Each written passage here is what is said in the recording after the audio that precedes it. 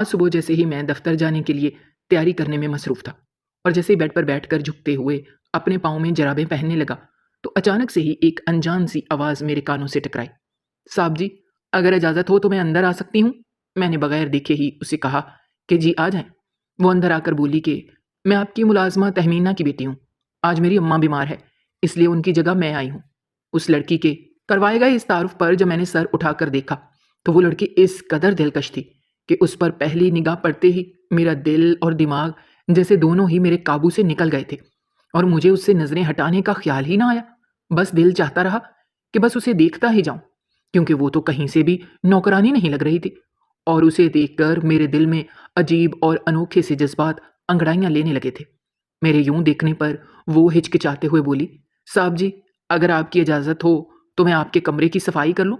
जिस पर मैंने सर्द लहजे में कहा, करो जनाब, किसने रोका है आपको? वो झाड़ू लगाने लगी और मैंने शीशे में अपनी झलक देखी, जहां सांवली रंगत और चीचक के दागों से भरा मेरा चेहरा मुझे ही हकारत से घूर रहा था। जब मेरी दूसरी तरफ नजर गई, तो वो मुलाजमा की बेटी मुझसे नजरें चुराने में लगी थी। जाहिर है, कोई भी मुझे ज्यादा देर तक देख नहीं पाता था। मुझे अपनी ही शक्ल पर नफरत का एहसास हुआ, गुस्सा आने लगा, क्योंकि मैं सिर्फ दौलत का मालिक था, शक्लो सूरत का नहीं। क्योंकि मेरी इसी शक्लो सूरत ने हमेशा हर लड़की को मुझसे दूर भागने पर मजबूर किया था। मैं 24 वर्ष का हो चुका था, मगर दौलत देखकर भी कोई लड़की मुझसे शादी के लिए तैयार ना होती। सब इनकार कर देती थी। यही सोचें मुझे अंदर से तोड़ देती थी और इसीलिए मैं ज्यादातर चिड़चिड़ा और बेजार सा रहता था। मेरे वालिद का साया कब का उठ चुका था और वालदा भी मुसलसल बीमारी के बायस नढाल सी रहने लगी थी। मेरी दौलत देखकर बज़ाहिर सब रिश्ते के लिए तैयार हो जाते, लेकिन जैसे ही उनकी निगाह मेरे चिचक ज़दा चेहरे पर पड़ती, तो वो फ़ौरन मुंह मोड़कर उठ जाते। मैंने दौलतमंद घरों के साथ साथ मतवसत तबके में भी शादी करने की बहुत कोशिश की, मगर हर बार लड़कियों की आंखों में अपनी शक्ल के लिए नफरत देखकर मेरे दिल में औरत से सख्त बेजारी ने जन्म ले लिया था। लेकिन हुस्न एक ऐसी हकीकत है जो चाहकर भी इंसान के दिल को बहकने पर मजबूर कर देता है, और ऐसी दिलकशी तो मैंने कभी देखी ही नहीं थी। वो थी तो हमारी नौकरानी की बेटी, मगर उसके सरापे में अजीब सी कशिश छुपी हुई थी। उसकी आंखें, उसका नाजुक चेहरा, उसकी तराशी हुई नाक। मेरा जी चाह रहा था कि उसके हाथ से झाड़ू छीनकर परे फेंक दूं और उसे अपने सामने बिठाकर बस तकता ही रहूं, क्योंकि कुछ हसीन चेहरे ऐसे होते हैं जिन्हें देखकर देखने की ख्वाहिश और भी बढ़ती है, दिल भरता ही नहीं। और वो भी यकीनन उन्हीं में से एक थी, मगर वो भी मेरी बदसूरती के बायस मुझसे नजरें मिलाने से कतराती थी। और मैं जो औरत की चाहत के लिए हमेशा तरसा हुआ था, दिल ही दिल में चाहता था कि कोई मुझसे मोहब्बत करे, कोई मुझे अच्छा समझे। ये तो हर इंसान की फितरी ख्वाहिश होती है। मैंने उसे नरमी से कहा, तुम्हारी अम्मा जब ठीक हो जाएंगी तो फिर वही काम पर आया करेंगी ना? वो झिझकते हुए लहजे में बोली, जी छोटे साहब, अम्मा ही आएंगी। मैं तो बस अम्मा की बीमारी के बायस आती हूँ। मैंने बात आगे बढ़ाई और पूछा, घर में बाकी वक्त क्या करती हो? वो बोली, छोटे बहन भाइयों को संभालती हूँ। इस दौरान में उसके गुलाबी होंठों, लंबी पलकों और दूध जैसी सफेदी लिए चेहरे को टकटकी बांधे देखता रहा।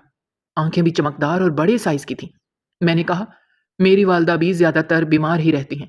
अब मैं चाहता हूं कि मैं उनके पास भी 24 घंटे के लिए मुलाजमा रखूं, जो उनकी भी देखभाल कर सके। वो बड़े ध्यान से मेरी बात सुन रही थी। तो मैंने मजीद कहा, अगर तुम ये मुलाजमत कर लो तो मैं तुम्हें दुगनी तनख्वाह दूंगा।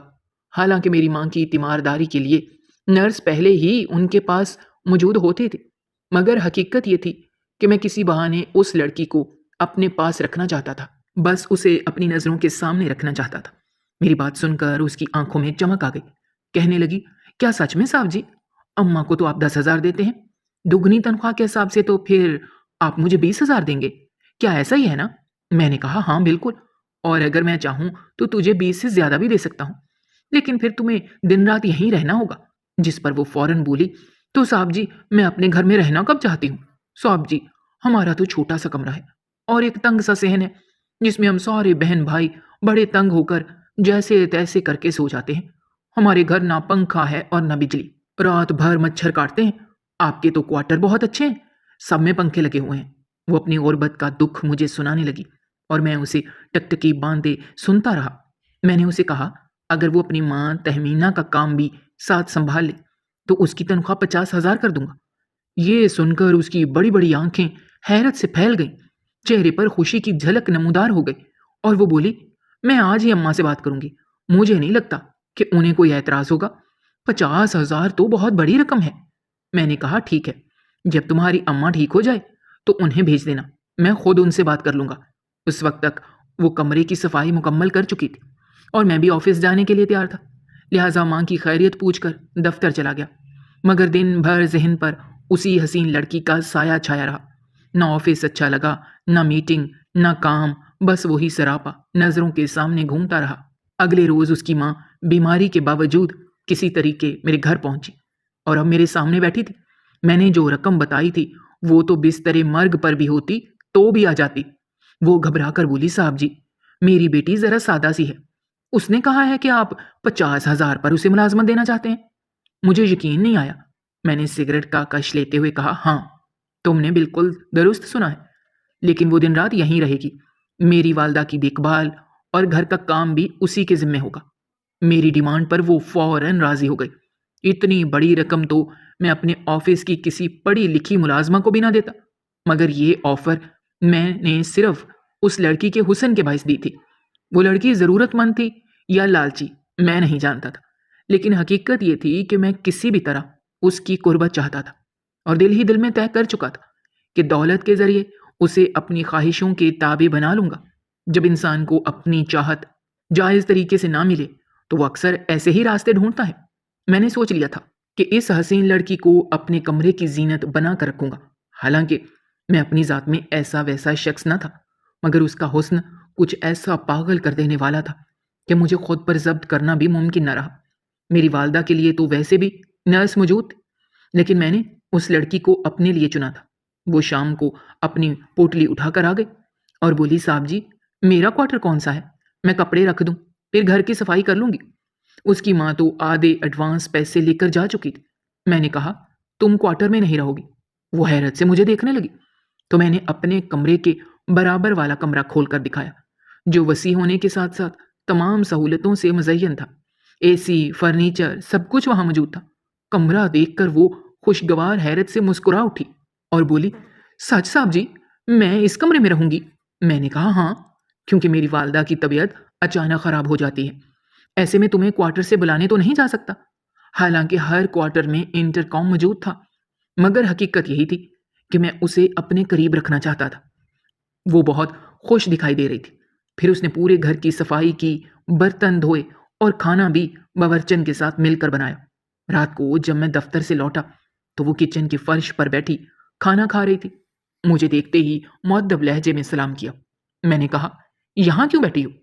वो बोली, साहब जी, खाना खा रही थी। मैंने कहा, उठो यहाँ से। फिर बावर्चन को कहा कि खाना गर्म करके टेबल पर लगाओ और तुम अपने कमरे में चली जाओ। मेरी वालदा तो फालिज के बायस ज़्यादातर कमरे में ही रहती थीं। नर्स उनके साथ 24 घंटे मौजूद रहती थी, इसीलिए लाउंज में सिर्फ मैं ही खाना खाता था। जब खाने का इंतज़ाम होने लगा तो मैंने उस लड़की को पुकार कर कहा, ज़रा मेरे कमरे में आओ। वो बेचारी अपना खाना वहीं छोड़कर खामोशी से मेरे कमरे में आ गई। मैंने एक शॉपिंग बैग उसके हाथ में दिया और नर्म लहजे में कहा, नहा धोकर ये कपड़े पहनो, हर वक्त मैले कुचैले कपड़ों में क्यों रहती हो? वो हल्की सी शर्मिंदगी के साथ बोली, साहब जी, हम मुलाजिम लोग तो ऐसे ही रहते हैं। मैंने मुस्कुराकर कहा, और ये नए कपड़े पहनकर आज का खाना तुम मेरे साथ टेबल पर बैठकर खाओगी। मैं उस पर नरमी और एहसानात करना चाहता था ताकि कल जब मैं उसके करीब जाऊं तो उसे कोई एतराज़ ना हो। वो फौरन राज़ी हो गई, बैग लेकर अपने कमरे में चली गई। उस वक्त तक मैं बाकी तमाम मुलाजमों को भी उनके क्वार्टर में भेज चुका था। मेरा दिल ज़ोर ज़ोर से धड़क रहा था।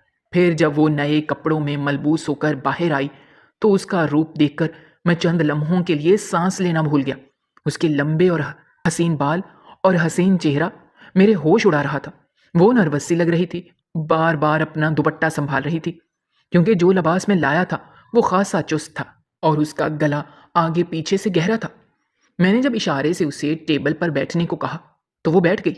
मैंने खुद उसकी प्लेट में खाना डालकर दिया। वो मुझे हैरत से देखती रही। मैंने कहा, खाओ। वो खाना खाने लगी, मगर बेहद घबराई हुई थी।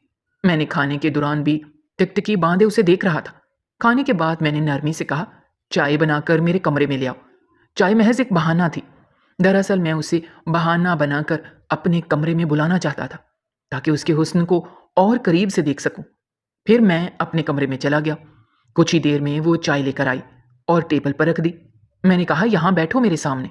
वो हिचकिचाते हुए बोली, साहब जी, मैं अपने कमरे में जाना चाहती हूँ। मैंने पूछा, क्यों? क्या तुझे मुझसे डर लग रहा है? वो बोली, नहीं, बस रात बहुत हो गई है। मैंने कहा, यहाँ बैठो, मुझे तुमसे कुछ बात करनी है। वो सहम कर सामने बैठ गई। मैंने साइड टेबल का दराज खोला, वहां से खूबसूरत सी कांच की चूड़ियां निकालकर उसके सामने रख दी। चूड़ियां देखकर वो बेहद खुश हुई और मासूमियत से बोली, साहब जी, ये मेरे लिए हैं? मैंने कहा, हाँ, तुम्हारे लिए हैं। उसने चूड़ियां पहन ली, जो उसकी नाजुक सी कलाइयों में बहुत खूबसूरत लग रही थी। फिर मैंने धीरे से पूछा, मैं तुम्हें कैसा लगता हूं?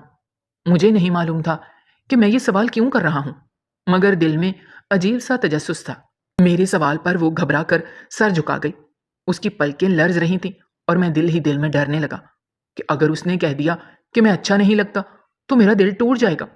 मैंने फिर कहा, तुम्हारी खामोशी का मतलब यही लूं कि मैं तुम्हें अच्छा नहीं लगता, जैसे बाकी लोग मेरे दागदार चेहरे को देखकर मुझे बुरा समझते हैं और मेरे साथ उठना बैठना पसंद नहीं करते। मेरा इतना कहना था कि वो लड़की तड़प सी गई।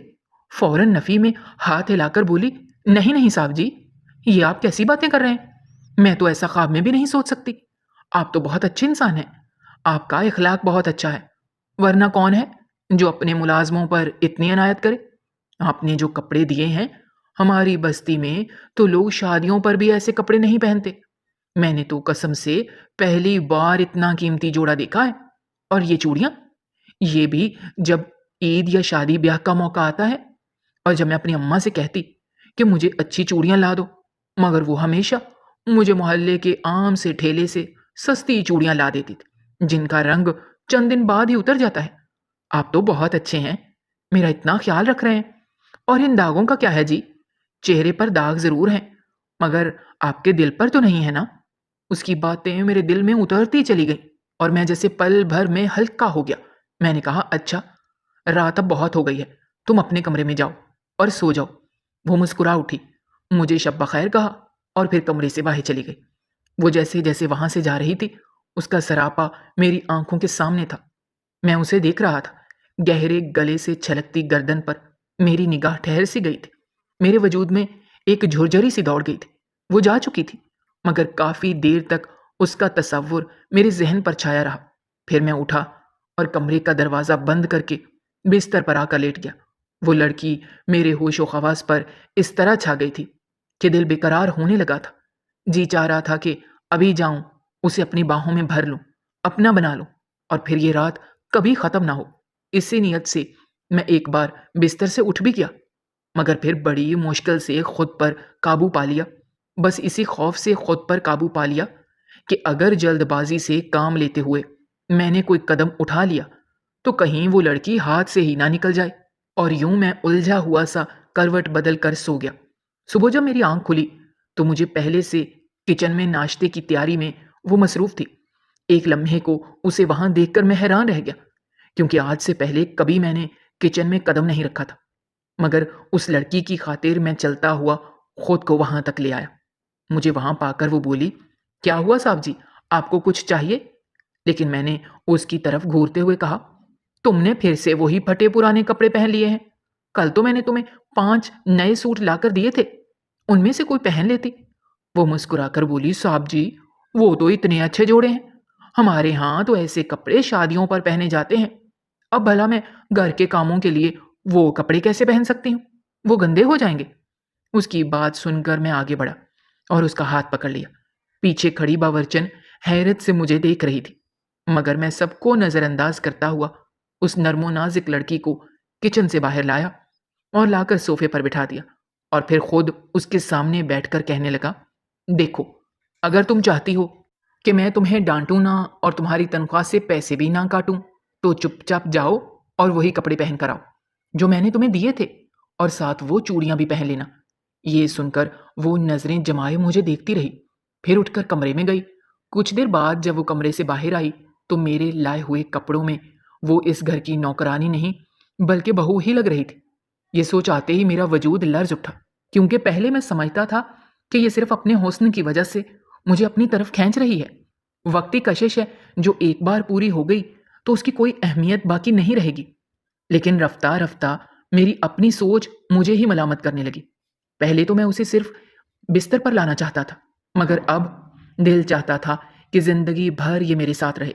हालांकि मैं जानता था कि वो मुझे इस नज़र से देखती तक नहीं, हमेशा नज़रें झुकाए रखती थी, और भला कोई मुझ जैसे शख्स से मोहब्बत भी कर सकता था। ये सोच मुझे बेचैन करने लगी। उसी दिन जब मैं घर आ रहा था, तो रास्ते में मुझे गजरे बेचने वाला दिखाई दिया। मैंने गजरे खरीदे और घर आकर बागीचे में चलती हुई नायाब को देखा, जो गुलाब के फूलों में खुशी से किसी मासूम बच्चे की तरह मुस्कुरा रही थी। मैं धीरे धीरे उसके पीछे गया और गजरे उसके सामने रख दिए। जैसे ही उसने गजरे देखे, तो खुशी से चहक उठी और बोली, ये किसके लिए लाए हैं आप साहब जी? मैंने कहा, तुम्हारे लिए। ये सुनते ही उसकी आंखें हैरत से खुल गईं। फिर थोड़ी देर सोचकर बोली, साहब जी, आप मुझ पर इतनी अनायतें क्यों कर रहे हैं? मेरा और आपका तो कोई रिश्ता भी नहीं है, फिर आप मेरे लिए तोहफे क्यों लाते हैं? वो ये कहते कहते रोने लगी और साथ बताया कि सुबह बवर्चन मुझे डांट रही थी कि अपने साहब जी से दूर रहा करो। जब से तुम आई हो, तुमने उन्हें दीवाना बना रखा है। उसकी आंखों में आंसू देखकर मेरा दिल काबू ना रह सका। मैंने फौरन बावर्चन को बुलाया, जो डरती डरती आई और पूछने लगी, साहब जी खैर तो है? लेकिन मैंने जेब से उसकी बकाया रकम निकाली और उसके हाथ पर रखते हुए कहा, कल से तुम्हें काम पर आने की जरूरत नहीं है।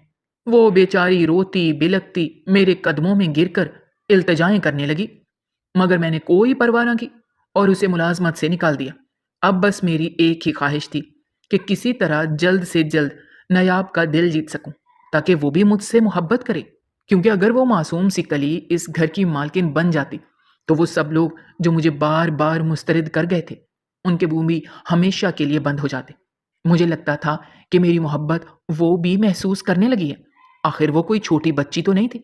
17 से 18 साल की जवान लड़की थी, जो मेरे आने से पहले ही खुद को संवार लेती, मेरी हदायत पर अमल करती और मेरी माँ का भी बेहद ख्याल रखती। 1 महीना गुजरने के बाद जब उसने तनख्वाह का पूछा, तो मैं मुस्कुरा कर करीब गया और कहा, तुम्हारी तनख्वाह तो मैं तुझे सूद समेत वापस कर दूंगा। वो शर्मा कर बोली, क्या मतलब साहब जी? मैं आगे बढ़ने लगा, तो वो पीछे हटती हुई जाकर दीवार से लग गई। मैंने दोनों तरफ हाथ रखकर उसे घेर लिया और कहा, अब तो भागने के सारे रास्ते बंद हैं, मुझसे दूर जाकर कहाँ जाओगी? ये सुनकर वो मुस्कुराई और दोनों हाथों से अपना चेहरा छुपाने लगी और शर्मा कर बोली, साहब जी प्लीज दूर हटें, मुझे शर्म आ रही है। मैंने मुस्कुराकर उसके हाथ चेहरे से हटाए और कहा, आज तैयार रहना, मैं शाम को तुम्हारे घर तेरा रिश्ता मांगने आ रहा हूं। यह सुनते ही उसके चेहरे पर हया की लाली फैल गई। वो बेयकीनी से मुझे देखने लगी, कुछ ना बोली, बस मुस्कुराती हुई भाग गई और मैं गहरी सांस लेकर रह गया कि मेरी जिंदगी अब एक नया मोड़ लेने वाली है।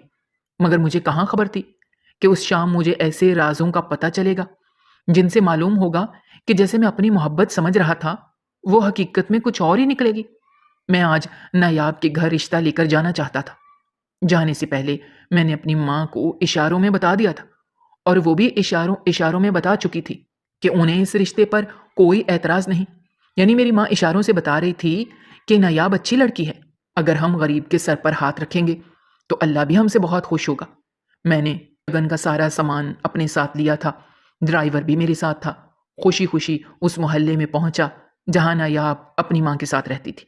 तंग गलियां, हर तरफ कचरा और खेलते हुए नंगे बच्चे, जबकि नायाब जैसी परी नुमा लड़की इस लोकल जगह पर रहने के बिल्कुल भी लायक न थी। मैंने गाड़ी एक जानिब रोकी और मैं उतरा, क्योंकि आगे रास्ता तंग था। जब मैंने गली में कदम रखा, तो एक तरफ 2-3 लड़के मुझे खड़े हुए मिले, जो वाज़े तौर पर लोफर लग रहे थे। एक के मुंह से सिगरेट उलझा हुआ था और वो मुझे घूर कर देख रहा था। जैसे ही मैं उसके पास से गुजरा, तो उसने रोक कर पूछा कि आप जैसे अमीर कबीर यहाँ कैसे पहुंच गए? मैंने मुस्कुराकर कहा, यहाँ मेरे कुछ रिश्तेदार रहते हैं, मैं उनसे मिलने आया हूँ। मगर वो लड़का मेरे पीछे पीछे आने लगा और बार बार पूछने लगा कि किन रिश्तेदारों के साथ? आज तक हमने तो कभी आपको इस मोहल्ले में नहीं देखा, फिर किन लोगों के साथ आपकी रिश्तेदारी निकल आई है? इब्तदा में वो लड़का मुझे ठीक न लगा। फिर मैंने बता दिया कि मैं किसी औरत के घर जा रहा हूँ। दरअसल उनकी बेटी के साथ मेरा रिश्ता तय होने वाला है। मेरी ये बात सुनते ही उसके चेहरे का रंग उड़ गया। जो सिगरेट उसके हाथ में थी, वो जमीन पर गिर पड़ी और वो घबरा कर बोला, नायाब? वही नायाब जो सिर्फ मेरी मोहब्बत थी। अब तो उसने मुझसे शादी करने का वादा भी किया हुआ है। उसकी बातें मुझे इतनी नागवार गुजरी कि मैं उसे कुछ कह नहीं पाया। साथ खड़े तीनों लड़के भी करीब आ चुके थे और वो भी बताने लगे कि नायाब ने हमारे दोस्त को धोखा दिया है। फिर उसने कहानी सुनाई कि वो तो हमारे इस दोस्त के साथ जीने मरने की कस्में खाती रही थी। वो तो मौका मिलते ही हमारे दोस्त से डेरे पर मिलती थी। जब हमारे दोस्त ने उससे शादी की बात की तो वो कहती थी कि तुम मुझे तभी पा सकोगे जब तुम्हारे पास ढेरों पैसे होंगे। उसकी ये बातें सुनते ही मेरे कानों में जैसे धुआं सा उठा था। मेरे पूरे वजूद में सनसनी दौड़ गई। मैंने सोचा तक ना था कि भला नायाब जैसी मासूम लड़की भी ऐसी हो सकती है। इसका मतलब है कि वो सिर्फ मेरी दौलत के लिए मेरे जज्बात से खेल रही थी। वो लड़का मजीद बताता गया कि नायाब के और भी बहुत से लड़कों के साथ चक्कर चल रहे हैं। उन लड़कों से भी ये लड़की इसी तरह के ड्रामे करके पैसे मांगती है। कभी बैलेंस, कभी कपड़े, तो कभी दूसरी मजीद फरमाइशें। इन सारी बातों को सुनकर मेरे अरमानों के साथ साथ मेरा दिल भी टूट सा गया। मैं वहां से दिल बर्दाश्ता होकर अपने साथ लाए हुए बहुत से कीमती तहाइफ समेत वापस लौट आया और कमरे में जाकर गुस्से से आग बगोला होकर बेड के साथ टेक लगाए गिर पड़ा। जी चाह रहा था कि हर चीज को तहस नहस कर दूं। कितना बड़ा खेल खेला गया था मेरे साथ और मैं उसे जरा भी ना भांप सका। आईने के सामने जब मैंने खुद को देखा तो मुझे अपनी रंगत पहले से ज्यादा स्याह और चीचक के दाग और ज्यादा बदसूरत लगने लगे। यूं महसूस हुआ जैसे मेरी सारी अहमियत सिर्फ पैसे तक महदूद है और अगर बिलफर्ज नायाब से शादी करने के बाद भी खुदा न खास्ता जब ये पैसा भी मेरे पास ना रहा तो तब नायाब भी मुझे छोड़कर किसी और के पास चली जाएगी। ये सोच सोच कर मैं अंदर ही अंदर टूटने लगा और पूरा दिन और रात मैंने सिगरेट के साथ साथ खुद को सुलगा कर गुजार दिया। अगले रोज जब नायाब काम पर आई तो वो मुझसे सख्त नाराज थी। मैं ऑफिस के लिए टाई बांध रहा था कि वो बिना दस्तक दिए मेरे कमरे में दाखिल हुई। आंखों में आंसू भरे थे। मेरे सामने आकर रो पड़ी और कहा, कल आप क्यों नहीं आए? मैं पूरा दिन आपका इंतजार करती रही। अम्मा भी आपकी मुंतजिर थी। मैंने जेब से बटुआ निकाला और पैसे उसकी हथेली पर रखते हुए कहा, ये पकड़ो, तुम अपनी बकाया तनख्वाह और जाओ जहां मर्जी जाकर अपना काम करो। मेरे इस कदर सख्त लहजे पर वो चौंक गई और बोली, ये आप क्या कह रहे हैं? मैं झुंझलाकर बोला, ओ शट अप। क्या तुम मालिक और नौकर का फर्क भूल गई हो? मुझे हमेशा साहब जी कहा करो। ये सुनते ही उसकी आंखों से आंसू बहने लगे। पैसे हाथ से जमीन पर गिर गए और वो रोते हुए कमरे से बाहर निकल गई। मैं सब कुछ बर्दाश्त कर सकता था मगर ये नहीं कि कोई लड़की मेरे जज्बात से खिलवाड़ करे। मैं तो उसे पलकों पर बिठाना चाहता था और वो मेरे साथ क्या कर रही थी। मैंने पैसे उठाकर ड्रेसिंग टेबल पर रख दिए और ड्राइवर को कहा कि गाड़ी निकालो। गाड़ी पर सवार होकर मैंने रास्ते में देखा वो रोती हुई अपने घर जा रही थी मगर मैंने उसकी जरा परवाह न की। फिर अगले रोज वो काम पर नहीं आई थी बल्कि उसकी मां तहमीना आई थी और मेरे अंदर एक अजीब सी बेचैनी जन्म लेने लगी थी। उसकी वालदा चुपचाप काम कर रही थी। काम से फारिग होकर वो भी मुझसे कहने लगी कि साहब जी, माजरत के साथ अब मैं भी बीमार रहती हूँ, इसलिए अब मजीद काम नहीं कर सकती। जिस पर मैंने कहा, अब नायाब क्यों नहीं आ रही? मुझसे ज्यादा अच्छी तनख्वाह उसे किसने दे दी? मेरी बात पर उसने कोई जवाब न दिया, सिर्फ इतना कहा कि साहब जी, हम गरीब जरूर हैं मगर बेगैरत नहीं। मैंने तंजिया कहा, यह बात मैं अच्छी तरह जानता हूं। फिर वो भी खामोशी से चली गई। 3 दिन मेरे इसी बेचैनी में गुजर गए। जब मुझे किसी सूरत भी चैन ना आया तो बिलाखिर मैंने खुद ही गाड़ी निकाली और नायाब के घर जा पहुंचा। उस वक्त वो खाना पका रही थी। उसके वालिद अभी वापस नहीं आए थे जबकि वालदा वहीं मौजूद थी। मैंने कहा, नायाब से कहो कि वो काम पर वापस आ जाए, पैसों की फिक्र ना करे, जितने चाहेगी उसे दूंगा। मगर मेरी बात पर नायाब खुद बोल पड़ी, साहब जी, मुझे आपके पैसों की ज़रूरत नहीं है और ना ही मुझे अब आपके घर काम करना है।